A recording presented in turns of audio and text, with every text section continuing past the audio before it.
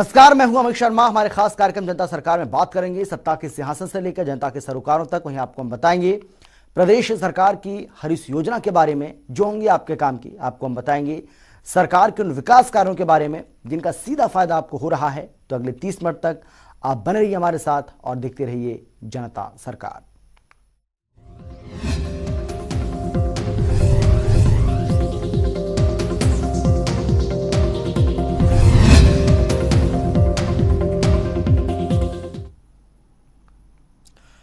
चंडीगढ़ में मुख्यमंत्री मनोहर लाल ने अपने आवास पर हरियाणा बीजेपी अल्पसंख्यक मोर्चा के सदस्यों से मुलाकात की है और उनसे सीधा संवाद किया। इस मौके पर उन्होंने कहा कि कई क्षेत्रों में जो भाषा बहुलता में प्रयोग की जा रही है उस भाषा को भविष्य में पढ़ाए जाने को लेकर योजना बनाई जाएगी। इससे उस क्षेत्रों के लोगों को सीधा लाभ जरूर मिलेगा। हरियाणा के मुख्यमंत्री मनोहर लाल ने सोमवार को चंडीगढ़ में अपने आवास पर बीजेपी अल्पसंख्यक मोर्चा के साथ सीधा संवाद किया। इस दौरान मुख्यमंत्री मनोहर लाल ने हरियाणा एक हरियाणवी एक के नारे पर जोर देते हुए कहा कि प्रदेश में हमें अमन चैन और भाईचारे के साथ मिलकर रहना है। एक दूसरे की मदद और उनके रीति रिवाजों का सम्मान करेंगे, तभी सभ्य समाज की परिकल्पना साकार होगी। मुख्यमंत्री ने अल्पसंख्यक मोर्चा के सभी पदाधिकारियों से अपील करते हुए कहा कि अपने आसपास के सभी लोगों का परिवार पहचान पत्र के लिए रजिस्ट्रेशन करवाएं। केंद्र और राज्य सरकार की सभी योजनाओं का लाभ भविष्य में पीपीपी के माध्यम से मिलेगा और अत्यंत गरीब परिवार तक सरकार सीधे पहुंचेगी। गरीबों की भलाई में अभी तक जो ध्यान में आया है कि बहुत सी योजनाएं, बहुत सी स्कीम, चाहे वो मरकज सरकार की हो चाहे स्टेट गवर्नमेंट की हो, वो जिम्मे आती हैं योजनाएं। आगे कुछ तो उसका लाभ उठा लेते हैं, कुछ लोगों को पता ही नहीं लगता क्या योजनाएं हैं। तो ऐसी सब योजनाओं को लाभ सबको मिले, उसके घर तक वो योजना पहुंचे, इसके लिए एक स्कीम हमने बनाई है जो परिवार पहचान पत्र। यानी अभी तक तो व्यक्ति का आधार कार्ड बनता है, आदमी का अपना इंडिविजुअल, तो जो इंडिविजुअल आधार कार्ड से आदमी जो अपना कोई काम उससे करा सकता है। अब परिवार में, फैमिली में किस चीज़ की कमी है, कोई रोज़गार है कि नहीं है, कोई उसकी आमदन कितनी है, वो क्या काम करता है, उसके जो मेम्बरान हैं परिवार के वो क्या क्या उसकी पढ़ाई की हुई है, जो छोटी उम्र के बच्चे हैं वो स्कूल में जाते हैं कि नहीं जाते हैं। तो ऐसे सब चीज़ों का उसमें लेखा जोखा एक परिवार का, फैमिली आईडी के नाते से होगा। ऐसी लगभग 64 लाख परिवार उसमें रजिस्ट्रेशन हो गई है।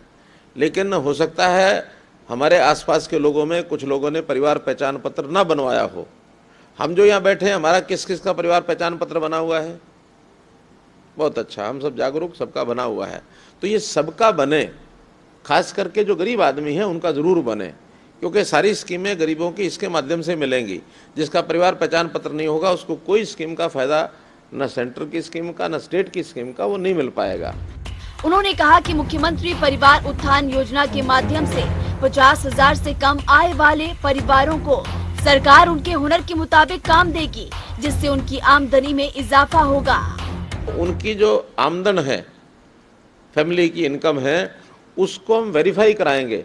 फिर जिनकी इनकम 50,000 रुपये साल से कम है, फैमिली इनकम, पहले उनके लिए रोजगार, कारोबार, परिवार में कम से कम एक आदमी कारोबार वाला लग जाए, ताकि वो कहीं ना कहीं 50,000 क्या होता है, 4,000 रुपये महीना, 4,000 महीने वाला आदमी अपना गुजारा बसर नहीं कर सकता। तो कम से कम 1-1.5 लाख 2 लाख तक पहुंच जाए, फिर वो 15-20 हज़ार महीने की इनकम उसकी होती है, तब वो जाकर अपने घर का गुजारा ठीक कर सकता है। तो हम इनको सबको काम लगाने वाले हैं। उसके लिए मुख्यमंत्री अंत्योदय परिवार उत्थान योजना ये एक ने बनाई है। 6 डिपार्टमेंट मिल करके कोई लगभग 50 से 60 स्कीमें ऐसी हैं, उन स्कीमों को बता करके कौन क्या करना चाहता है उनके घर घर जाके उनको कराएंगे। कोई हम पैसा जितना बांट रहे हैं वो तो पहले बांट ही रहे हैं, वो पैसा बांटने के अलग नहीं है। अब तो लोगों से काम कराना है, जो खाली बैठे हैं, जिनको काम नहीं मिलता। बैंक से लोन लेके देना तो वो लेके देंगे, किसी ने पशु चराई का काम करना है तो पशु लेने हैं उसके लिए लोन ले देंगे, किसी को कोई मानो अनपढ़ी है बिल्कुल, कोई नौकरी मिल नहीं सकती, मजदूरी का काम, जो ठेकेदार होते हैं उनसे मजदूरी का काम कराएंगे उनके पास ले जा करके। कोई एमएसएमई में छोटा उद्योग इंडस्ट्री लगानी है वो लगाएगा। स्किलिंग, हुनर का जो विकास है उसको करा करके उसको घरेलू काम जितने छोटे छोटे होते हैं जो खास करके पैतृक काम जो उनके बड़े बूढ़े करते हैं, उन कामों में भी उनको स्किलिंग करानी पड़ेगी। यानी खाती का बेटा अच्छा खाती बने, नाई का बेटा भी अच्छा नाई बने, कोई सैलून बनाए खोले, कोई इस प्रकार से जो भी काम होते हैं घरेलू काम, उनके अंदर भी उनको विकसित यानी हुनर की उनकी एक तरक्की हो। तो हुनर तरक्की के लिए भी हमने एक यूनिवर्सिटी भी बनाई है पलवल में। वैसे अलग अलग से भी कुछ संस्थाएं लगी हैं, वो सारा काम उनसे कराएंगे। अर्थात गरीब के हम, ये हमारा नारा। इसको अंत्योदय योजना कहते हैं। अंतिम का उदय, आखिरी को उसकी मजबूती करना, जो आखिरी आदमी है। वहीं मुख्यमंत्री ने कहा कि सभी कार्यकर्ता अपने आसपास 10 आर्थिक रूप से कमजोर परिवारों की लिस्ट बनाएं, अपने जिला अध्यक्षों को दें, लेकिन उनकी आय 50,000 या 1 लाख से कम होनी चाहिए और ऐसे परिवारों को परिवार पहचान पत्र में डालकर कुछ न कुछ योजना बनाएंगे। आप एक काम कर सकते हैं कि इर्द गिर्द अपने आसपास जो 10 परिवार कमजोर परिवार हैं, आर्थिक दृष्टि से, रोजगार की दृष्टि से गरीब हैं, ऐसे 10 परिवारों की लिस्ट बना करके और हम अपने वहाँ जिलाध्यक्ष जो हैं उनको दें। सब कार्यकर्ता 10-10 दे दें, चाहे 5,000 परिवार हो जाएंगे, 10,000 परिवार हो जाएंगे, लेकिन उसकी आमदन 50,000 या 1 लाख से कम होनी चाहिए। साथ में उसके परिवारों का नाम लिख के, कौन कमाता है, कितना कमाता है, क्या करता है, वो लिख के एक फॉर्म बना के दे देंगे। उस फॉर्म को भरवा करके उसका नंबर, एड्रेस सब लिख करके भेज दें। हम उन परिवारों को परिवार पहचान पत्र में डाल करके उनके लिए कुछ ना कुछ योजना बनाएंगे। तो भला करना, दूसरों का भला करना, अपना भला तो हर कोई कर लेता है, लेकिन दूसरे का भला, ये भी कुछ हमको इल्म होना चाहिए कि भी किस प्रकार से दूसरे की भलाई की जा सकती है। तो इन भावनाओं से हम काम करेंगे। इसके साथ ही मुख्यमंत्री ने कहा कि केंद्र और प्रदेश सरकार की अति पिछड़े क्षेत्रों पर विशेष नजर है। ऐसे क्षेत्रों में विकास के साथ साथ शिक्षा, स्वास्थ्य सेवाओं को और बेहतर किया जाएगा। आपकी जो तालीम है, शिक्षा है, उसकी ओर पूरा ध्यान करेंगे। कहीं कहीं कमियां हैं, जैसे टीचर्स की कमी है, ये में ध्यान में आई। ऐसे ही सेहतमंदी, ये जो हेल्थ की जो सर्विसेज हैं, इसको भी, जहाँ डॉक्टर्स नहीं हैं, जहाँ डिस्पेंसरीज नहीं हैं, जहाँ उसकी व्यवस्था कमज़ोर है, क्योंकि मेवात जिला खास करके वो हमारा एक केंद्र सरकार की ओर से एस्पिरेशनल डिस्ट्रिक्ट, ये उसको घोषित किया हुआ है। एस्पिरेशनल डिस्ट्रिक्ट का मतलब ये है कि जो पिछड़ जाएं जिले सबसे ज़्यादा, उनके ऊपर विशेष ध्यान दें, उनको आगे बढ़ाएं। हमारी जो मरकज़ की सरकार है वो भी बढ़ा रही है, हम भी उसको बढ़ा रहे हैं। इसलिए बहुत सी योजनाएं आप लोगों के लिए हैं, जिनको हम घर घर जा करके जिन लोगों की कमी है उसको हम पूरा करेंगे। मुख्यमंत्री ने कहा कि किसी भी गांव में विकास संबंधी समस्या के लिए ग्राम दर्शन पोर्टल बनाया गया है। इस पोर्टल पर अपने गांव की गली, नाली और अन्य समस्याओं को सीधे जिला प्रशासन तक पहुंचाया जाता है। सरकार अब इसी तर्ज पर नगर दर्शन पोर्टल भी तैयार करेगी, जो शहरी क्षेत्र की विकास संबंधी समस्याओं के लिए होगा। जनता टीवी के लिए चंडीगढ़ से पवन सिवर की रिपोर्ट। वहीं छत्तीसगढ़ के संसदीय सचिव शिशुपाल शोरी ने चंडीगढ़ में सीएम आवास पर मुख्यमंत्री मनोहर लाल से शिष्टाचार मुलाकात की है और छत्तीसगढ़ स्थापना दिवस के मौके पर होने जा रहे राष्ट्रीय आदिवासी नृत्य महोत्सव एवं राज्योत्सव में शामिल होने का न्योता दिया है।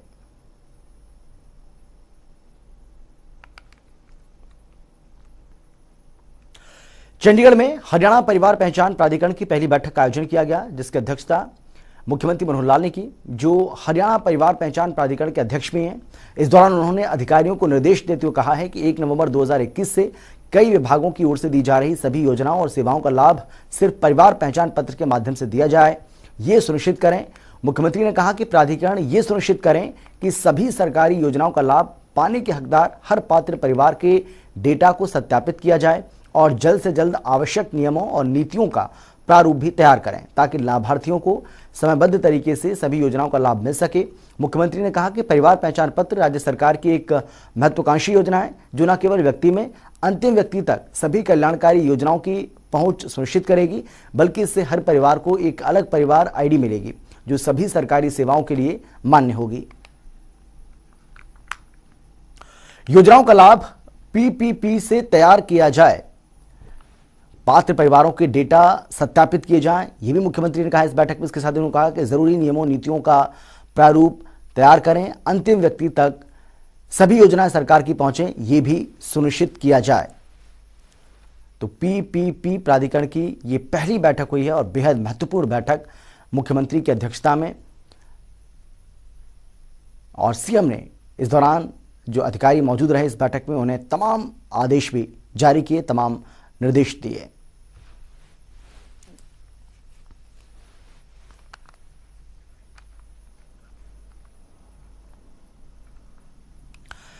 चंडीगढ़ में सोमवार को शहरी स्थानीय निकाय विभाग के अधिकारियों की समीक्षा बैठक का आयोजन किया गया, जिसकी अध्यक्षता हरियाणा के शहरी स्थानीय निकाय मंत्री अनिल विज ने की। इस मौके पर उन्होंने अधिकारियों को निर्देश देते हुए कहा कि शहरी स्थानीय निकाय विभाग को प्रभावी बनाने के लिए डिजिटल तकनीक का प्रयोग किया जाए और डिजिटल व्यवस्था को लागू करने के लिए एक कमेटी का गठन करें, ताकि प्रदेश के शहरों में चल रहे विकास कार्यों पर डिजिटली तौर पर निगरानी रखी जा सके और उन्हें समय पर पूरा किया जा सके। उन्होंने कहा कि राज्य के नगरों में चल रहे विकास कार्यों के लिए एक पारदर्शी योजना बनाई जाए और इस योजना के मुताबिक विकास कार्यों की रैंडम चेकिंग भी की जाए। उन्होंने कहा कि बनाई जाने वाली योजना के तहत तकनीक का भी पूरा इस्तेमाल हो, ताकि लोगों को घर बैठे ही नगर निकायों की सेवाएं उपलब्ध हो सकें। अनिल विज ने अधिकारियों को तमाम तरह के निर्देश जारी किए। विज ने कहा कि डिजिटल तकनीक का भरपूर इस्तेमाल किया जाए। इसके साथ ही उन्होंने कहा कि डिजिटल करने के लिए कमेटी का गठन हो। शहरी स्थानीय निकाय विभाग की ये जो बैठक हुई, कैबिनेट मंत्री अनिल विज ने इसकी अध्यक्षता की है। बैठक में विभाग के सभी अधिकारी मौजूद रहे और जिस तरीके से हमने आपको बताया कि अनिल विज ने अधिकारियों को कई निर्देश इस दौरान दिए हैं। उन्होंने कहा कि जल्द पूरी तरह से विभाग को डिजिटल किया जाए और डिजिटल तकनीक का इस्तेमाल होना चाहिए। डिजिटल करने के लिए एक कमेटी का गठन भी हो, यह भी उन्होंने इस दौरान कहा है।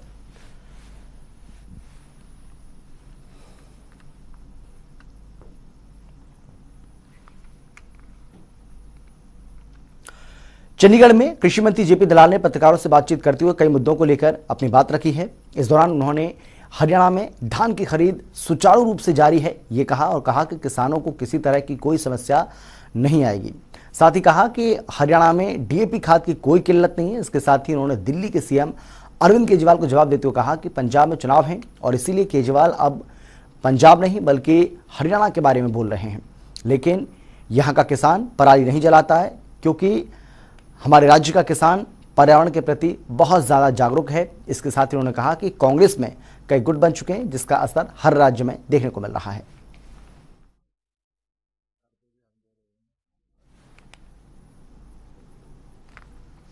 किसानों को किसी तरह की कोई परेशानी नहीं आने दी जाएगी। एक बार फिर से कृषि मंत्री जेपी दलाल ने इस बात को साफ कर दिया है। इस बार धान का ज्यादा उत्पादन हुआ है। इसके साथ ही उन्होंने कहा कि मंडियों में ज्यादा धान पहुंचने की संभावना भी हम जता रहे हैं। प्रदेश में डीएपी खाद की भी किसी तरह की कोई किल्लत नहीं है।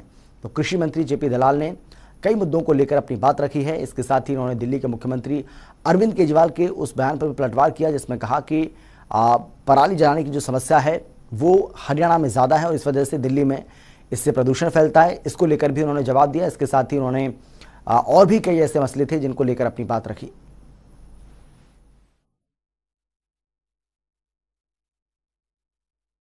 पिछले एक सप्ताह से बड़ी शांतिपूर्वक ढंग से धान की आवक हो रही है और पेमेंट भी हमने शुरू कर दी है और इस वक्त जो है काफ़ी मात्रा में धान मंडियों में आ चुका है। और खुशी की बात यह है कि इस साल जो है धान हमारी उम्मीद के अनुसार को 15-20% पिछले साल से ज़्यादा आएगा। ज़्यादा किसानों को लाभ होगा, ज़्यादा हम पेमेंट करेंगे और सुचारू रूप से धान की मंडियाँ चल रही हैं। देखिए, पिछले 15 दिन में हमने लगभग 8-10 लाख बोरी डीएपी के उपलब्ध कराए हैं।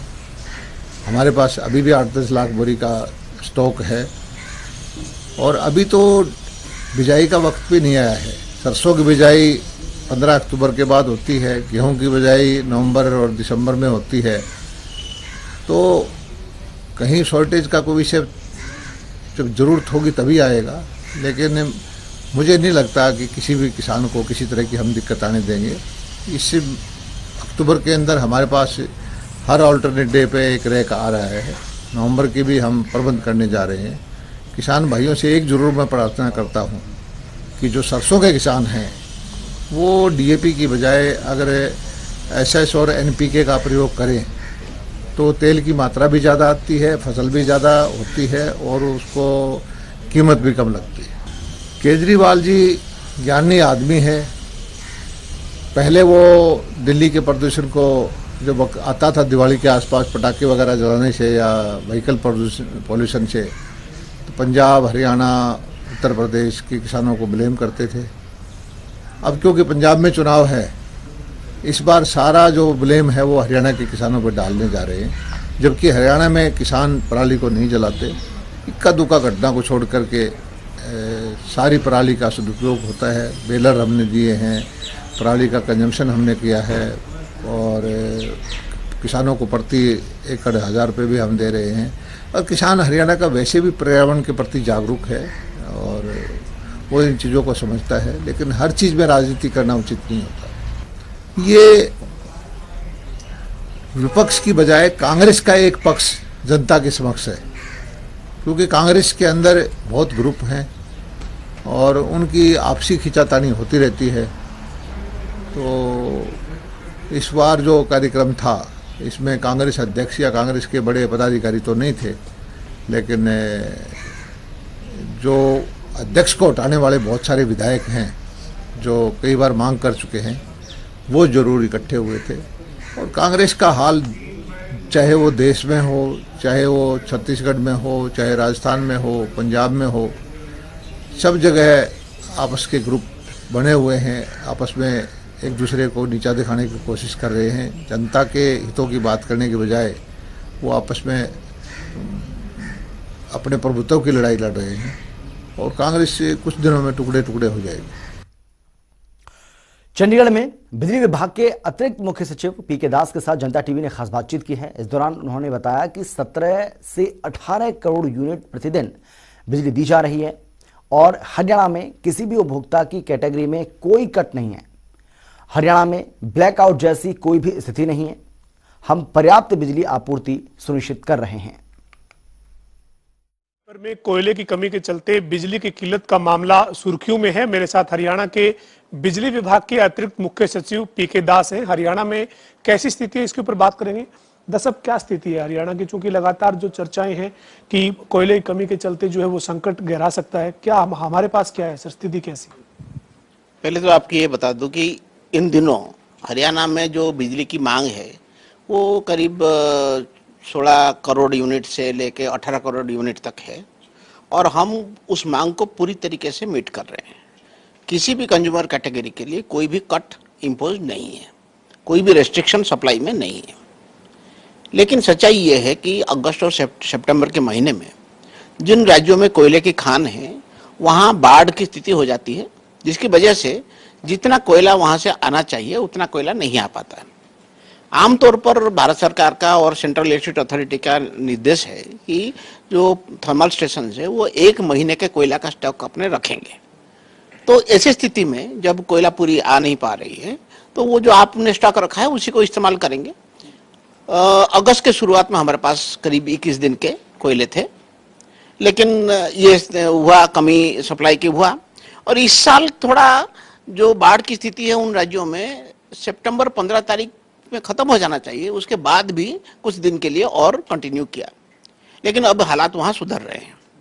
ये सच है कि आज हमारे पास 4-5 दिन के कोयला के स्टॉक पड़ा हुआ है, लेकिन ये स्थिति 4-5 दिन की कोयला है ये करीब 1 महीने से है। तो इसके बावजूद भी हरियाणा में बिजली की आपूर्ति में कोई दिक्कत नहीं है और मुझे उम्मीद है कि धीरे धीरे कोयला की जो मूवमेंट है वो अगले हफ्ते में और इम्प्रूव कर जाएगा। सर, पड़ोसी राज्य पंजाब की अगर हम बात करें तो पंजाब में जो पावर प्लांट है वहाँ पर कई यूनिट जो है वो बंद करने पड़े हैं। हमारे पास हरियाणा में स्थिति क्या है सर, कोई यूनिट बंद करना पड़ा हो या कितना लोड क्या है सर इस वक्त? जैसे मैंने कहा, जो हमारी मांग है उसको हम पूरा कर रहे हैं। हम अपने बिजली की मांग को पूरा करते हैं तो हरियाणा में अपने जो थर्मल स्टेशन है उनसे, एनटीपीसी के थर्मल स्टेशन से हमने जिन प्राइवेट कंपनियों से करार कर रखा है उनसे। आपको याद होगा कि गर्मी के दिनों में हम करीब 26 crore unit per day supply करते थे। अगर हमारी जितने भी जगह बिजली के थर्मल प्लांट है वो सबको हम चलाएंगे, हम करीब 26-27 करोड़ बिजली पैदा करेंगे। जब हमारी उतनी की डिमांड नहीं है तो हम उतना पैदा नहीं करते। आज की जितनी डिमांड है उसके मुताबिक हमारी प्लांटें चल रही है। और 2 प्लांट हमारे जो बंद है, एक यमुनानगर में और हिसार में, उसमें तकनीकी खराबी है जिसका रिपेयर हो रहा है, इस वजह से बंद है। सर, ये हमारे पास जो कोयला है वो कोई विदेश से भी हम परचेज करते हैं क्या? क्योंकि ये कहा जा रहा है कि विदेश से कोयला नहीं आ रहा है, इस वजह से बड़ा संकट हुआ है। नहीं, हम हरियाणा में जितने प्लांट है उनमें से कोई भी प्लांट विदेश से कोयला आमदनी नहीं करते हैं। लेकिन हमारे करार है एक प्राइवेट कंपनी के साथ, उस कंपनी के एक प्लांट में 25% हिस्से में बिजली जो है वो विदेशी कोयले से पैदा होता है। लेकिन आज हमारे पास डिमांड इतनी कम है, इस वजह से वो विदेशी कोयले के बिजली पैदा करने की ज़रूरत हमें अभी नहीं है। सर, इस बार जो मानसून है वो भी काफ़ी देरी से गया है, चूँकि मानसून की जो देरी से जाने की भी एक बड़ी वजह होगी, चूँकि जो प्लांट है जो वहाँ पर इस देरी की वजह से ये दिक्कत सामने आई है। हमारे यहाँ मानसून देरी से गई है उससे कोई फर्क नहीं पड़ता। कोयले के खान जिन राज्यों में हैं, कौन से राज्य हैं? ओडिशा, बंगाल, छत्तीसगढ़, झारखंड, महाराष्ट्र, इन राज्यों में कोयले के खान हैं जहाँ से हमें कोयला मिलता है। यहाँ बाढ़ की स्थिति बनी हुई थी जिसकी वजह से कोयला को वहाँ से ट्रेन के जरिए लाने में दिक्कत हो रहा था, ये समस्या थी। हमारे यहाँ चाहे आज भी मानसून चलता रहे, हमारी तो बिजली अगर कोयला वहाँ से आते रहेंगे तो हम देते रहें, कोई दिक्कत नहीं। तो सर, पूरे प्रदेश के जो लोगों में एक चिंता का माहौल बना जो लगातार पिछले दिनों से, आप क्या कहना चाहेंगे? मतलब हरियाणा में किसी भी तरीके की कोई पावर कट की दिक्कत नहीं आएगी और जो कमी है अभी जो 4-5 दिन का स्टॉक है उससे आप जो वो आगे की जो बिजली आपूर्ति वो सुनिश्चित कर पाएंगे? मैं आपके माध्यम से हरियाणा वासियों को कहना चाहूँगा कि हरियाणा के जो पावर कंपनियां हैं और हरियाणा के पावर विभाग है, ये अच्छी तरीके से प्लानिंग करके पावर सिस्टम को चला रहे हैं। और हम गर्मी के दिनों में जैसे पूरी डिमांड को मीट किए थे, ऐसे ही अभी जो भी लोगों की पावर डिमांड है उसको मीट करेंगे, उसके लिए हमने पूरी इंतजाम कर रखा है। अंतिम सवाल है सर, ये जो ब्लैकआउट जैसी चर्चाएं हो रही है कि ब्लैकआउट का संकट आ सकता है, त्योहार जो वो आगे आने वाले हैं, तो इस तरह की कोई स्थिति तो नहीं बनेगी? ब्लैकआउट तब होता है जब किसी कारण से बहुत सारे पावर प्लांट अचानक बंद हो जाते हैं। जब वो बंद हो जाते हैं तो मांग ज़्यादा होता है और सप्लाई कम होता है, उस समय फ्रीक्वेंसी नीचे चला जाता है। फ्रीक्वेंसी जब 48.5 पहुंच जाता है, जो बचे कुछ पावर प्लांट है वो भी अपने आप को बंद कर देते हैं, क्योंकि नहीं बंद करेंगे तो वो डैमेज हो जाएंगे। इससे क्या होता है, सारे पावर प्लांट की सप्लाई बंद हो जाता है और उससे ब्लैकआउट होती है। लेकिन वो स्थिति अभी नहीं है। हमारे साथ बिजली विभाग के अतिरिक्त मुख्य सचिव पीके दास थे, जिन्होंने पूरी जानकारी दी है कि हरियाणा में कोई भी किसी भी तरीके की कोयले की कमी नहीं है। अभी स्टॉक जो है वो हरियाणा के पास पर्याप्त है और प्रदेश वासियों को उन्होंने आश्वस्त किया है कि किसी भी तरह से बिजली की जो व्यवस्था है हरियाणा में उसमें कोई भी दिक्कत नहीं आएगी। वीडियो जर्नलिस्ट विजेंद्र के साथ पवन सिंह और जनता टीवी, चंडीगढ़। मुख्यमंत्री सुशासन सहयोगी कार्यक्रम के प्रोजेक्ट डायरेक्टर और मुख्यमंत्री के अतिरिक्त प्रधान सचिव डॉक्टर अमित अग्रवाल ने प्रदेश के सभी उपायुक्तों को निर्देश जारी किए हैं कि वो बेटी बचाओ बेटी पढ़ाओ अभियान पर फिर से फोकस करें, लिंग जांच करने वाले असामाजिक तत्वों के खिलाफ सख्त कार्रवाई करें। डॉक्टर अग्रवाल वीसी के माध्यम से उपायुक्तों और CMGGA के साथ बेटी बचाओ बेटी पढ़ाओ, ई ऑफिस, सरल परिवार पहचान पत्र, सक्षम हरियाणा और समर्थ हरियाणा, मेरी फसल मेरा ब्यौरा समेत कई योजनाओं की समीक्षा कर रहे थे। अतिरिक्त प्रधान सचिव ने अच्छा काम करने वाले उपायुक्तों को जहां प्रोत्साहित किया, वहीं लचीली कार्यप्रणाली होने पर कुछ जिलों के उपायुक्तों को सुधार करने के निर्देश भी जारी किए। उन्होंने कहा कि साल 2015 में पानीपत से प्रधानमंत्री नरेंद्र मोदी ने बेटी बचाओ बेटी पढ़ाओ अभियान की शुरुआत की थी, जो हरियाणा ने प्राथमिकता से आगे बढ़ाया और इसके सकारात्मक परिणाम भी सामने आए हैं। उन्होंने अधिकारियों को इस अभियान के प्रति एक बार फिर से लगातार मॉनिटरिंग करने के निर्देश जारी किए हैं।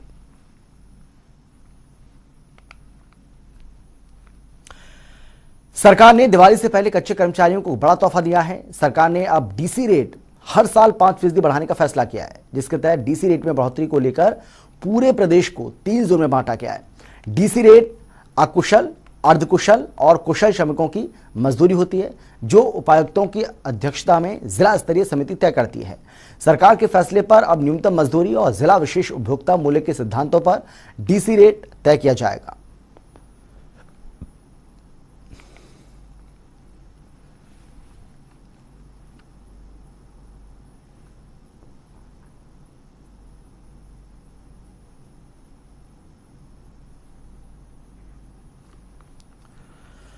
प्रदेश में कॉन्ट्रैक्ट पर काम करने वाले कर्मचारियों को मनोहर सरकार ने यह बड़ा तोहफा दिया है।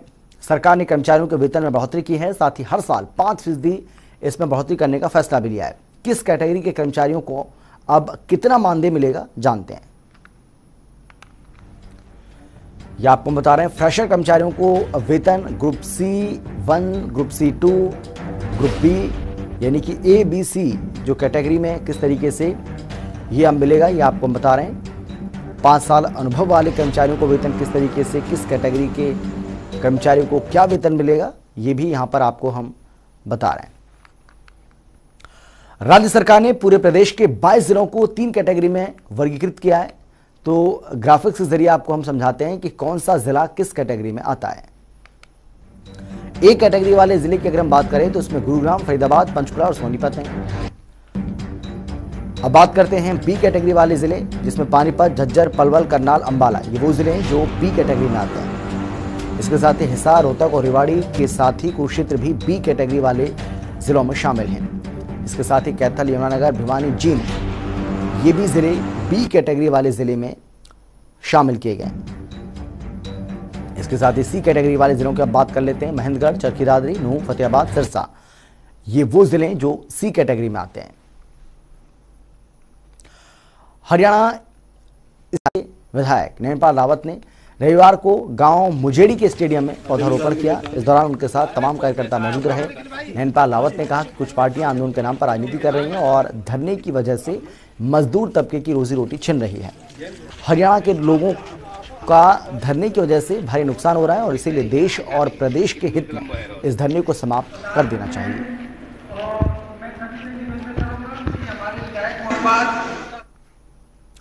हमारे खास कार्यक्रम जनता सरकार में आज के लिए बस इतना ही। आप देखते रहिए जनता टीवी।